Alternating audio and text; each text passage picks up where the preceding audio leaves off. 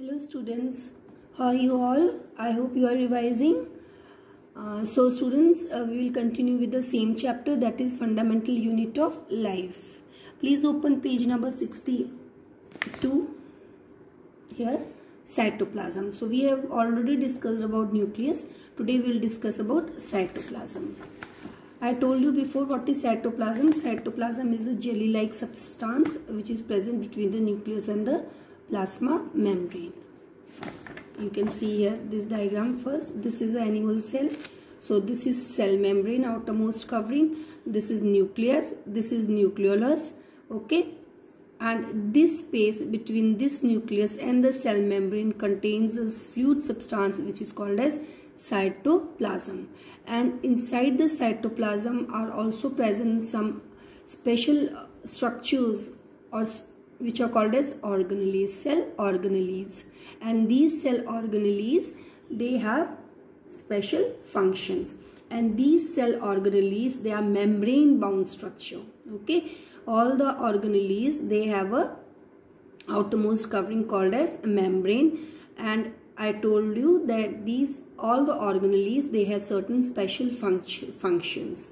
So these membrane, it keeps the activities of the organelles separate from the other organelles. Okay. And these organelles, each organelle that is present in the cytoplasm, they all have different functions. You can see this in the plant cell also. This outermost covering is cell wall. This one is cell membrane. This is nucleus. This is vacuole. And this whole space between this here, this whole between this cell membrane and here, this is cytoplasm. Okay. So now let us read. When we look at the temporary mount of onion peel as well as human cheek cells, we can see a large region of each cell enclosed by a cell membrane. This region takes up a very little stain. It is called as cytoplasm. The cytoplasm is a fluid content inside the plasma membrane. It also contains many specialized organelles. Each of these organelles performs a specific function for the cell. This I have just now told you. Okay, cell organelles are enclosed by membranes in prokaryotes. Beside the absence of defined nuclear region, the membrane-bound cell organelles are also absent. On the other hand, the eukaryotic cells have nuclear envelope as well as membrane-bound organelles. So that only I told you, students. In case of prokaryotic cells, the prokaryotic cells, they do not have the nuclear membrane, well-defined nuclear membrane, as well as these prokaryotic cells, they have the organelles, but these organelles are not surrounded by the membrane. Understood? Whereas in eukaryotic cell, they have a well-defined nuclear membrane plus all the organelles, they are membrane-bound structure. They are surrounded by a membrane. I hope it is clear to everyone. Okay. Now, just refer this diagram. Just see this diagram here. This is of human cheek cells. You can see this diagram here. Okay, this is a human cheek cell. And here you can see,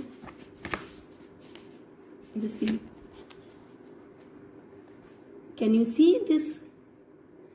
This is a plasma membrane. See? And this is nucleus, and this place between nucleus and plasma membrane is cytoplasm. You can see these are the group of cells, these are the group of cells, and these group of cells are surrounded by cell membrane which keeps them separate from each other as well as with the surroundings of the outside membrane also, outside environment also. Okay, so this is cytoplasm, and we stain these cheek cells with methylene blue, and this blue color is picked up by nucleus, and you can see nucleus very clearly. That blue dot is there seen in the cheek cells, but this is very lightly picked up by cytoplasm. I hope it is clear to everyone. Okay, now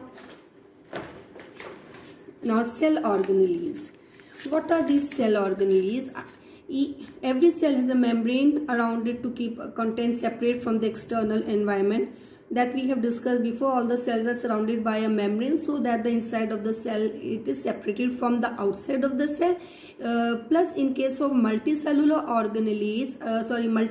organisms, it also separates the surrounding cells, or it also separates from other cells. Okay, large and complex cells, including cells from multicellular organisms, need a lot of chemical activity to support their complicated structure and function. To keep these activities of different kinds separate from one another, these cells use membrane bound little structures within themselves. Okay, understood?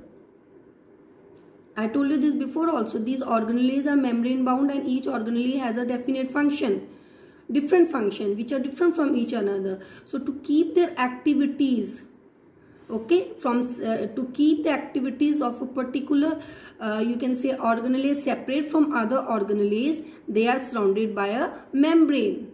Okay, in the cytoplasm there are cell organelles which are minute, very small structures, and each cell organelle has a different function. Okay, or each cell organelle has a specific function which is different from other cell organelles.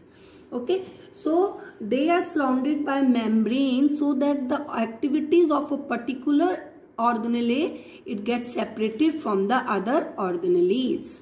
Okay, now what is the main difference between prokaryotic and eukaryotic cell? I have told you this, that prokaryotic cell is not surrounded by a nuclear membrane, plus these organelles are not membrane bound structure, whereas in eukaryotic cells they are surrounded by a definite nuclear membrane, and all these organelles are surrounded by a membrane. They have a definite membrane. Understood? Now we will come to first cell organelle, that is endoplasmic reticulum. Endoplasmic reticulum, which is also in short called as ER. Okay, now what is endoplasmic reticulum? Students, endoplasmic reticulum, it is a large network of membrane bound tubes. Okay, it's a network of tube, okay, which is spread in the entire cytoplasm, and these tubes are membrane bound. Just before we told that organelles in a eukaryotic cells are membrane bound. So this is a membrane bound organelle. It looks like long tubules or round or oblong bags. Now endoplasmic membrane is similar to the structure of plasma membrane. See, the most important thing is this endoplasmic reticulum is what? Endoplasmic reticulum is a tubular structure, okay, which is surrounded by a membrane. Okay, now endoplasmic reticulum is of two types. One is called as rough endoplasmic reticulum, that is ER, and another one is smooth endoplasmic reticulum, that is SER. These are the two types of endoplasmic reticulum. Now I will show you the structure of endoplasmic reticulum here in this book. You can see here, this is shown in SGL book. So if this is a nucleus, okay, this is a nuclear membrane, these are the endoplasmic reticulum. You can see these are the tubular structure which is surrounded by a membranes, okay, and it is spread in the entire cytoplasm. Okay, you can also see here also I have drawn one rough diagram. If this is nucleus, okay, this is a double membrane of a nucleus. This is for inner side, this is outer side. So here these are the endoplasmic reticulum tubes, okay, endoplasmic reticulum. Now there are two types of endoplasmic reticulum. One is smooth endoplasmic reticulum and rough endoplasmic reticulum. Rough endoplasmic reticulum, I told you, that is shown by that is written in short as RER. And SER is smooth endoplasmic reticulum. In rough endoplasmic reticulum, students, what happens? Here on the endoplasmic reticulum, some structures, organelles called as ribosomes are attached. Understood? Ribosomes are attached. And that is why when this endoplasmic reticulum is seen under the electron microscope, it gives a rough appearance, and that is why it is called as rough endoplasmic reticulum, because here ribosomes are attached, and in smooth endoplasmic reticulum ribosomes are not attached, so it gives a smooth appearance under the electron microscope. I hope it is clear to everyone the difference between the smooth and the rough endoplasmic reticulum. Okay, now please open your book. Yes, here now see. Now let us read the here. Okay. Now so two types you can underline. Okay. The ribosomes, which now these ribosomes helps in the synthesis of proteins. It helps in the manufacture of proteins, and this protein which is manufactured by ribosomes present on the rough endoplasmic reticulum, that is transported through the endoplasmic reticulum to different parts of the cell. Understood? Because what is endoplasmic reticulum? It is a tubular structure. Okay. Smooth endoplasmic reticulum here helps in the manufacture of fat molecules or lipids. Lipids and fats are almost same thing. They belong to the same category. So this smooth endoplasmic reticulum helps in the synthesis of fat and lipid, okay, which is very much important for the cell to function. And some of the proteins are synthesized by ribosomes. Lipids are synthesized by smooth endoplasmic reticulum. Okay, and proteins are synthesized by ribosome attached to the rough endoplasmic reticulum. So these two helps in the building up of cell membrane, because what is cell membrane? Cell membrane is made up of lipids and protein, and this process is known as membrane biogenesis. What is membrane biogenesis? When the lipids and the proteins synthesized by rough endoplasmic reticulum and smooth endoplasmic reticulum is used up in the synthesis of plasma membrane, then it is called as membrane biogenesis. Some proteins and lipids function as enzymes and hormones. Understood? Now students, open here page number 64.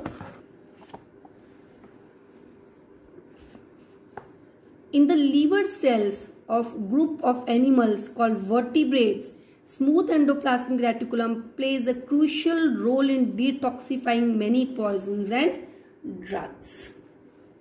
Understood or no? So today we will do till endoplasmic reticulum. Rest we will do in next class. So students, we will discuss question answers. Two question answers. Please open page number 59 here. Okay, so these two question answers we will discuss here. It is given here in this book. Who discovered cell and how? So here you just write who discovered cell and how. Here see this book, the answer is given here. So Robert Hooke in 1665 discovered cells. Okay, he examined, and how it was discovered?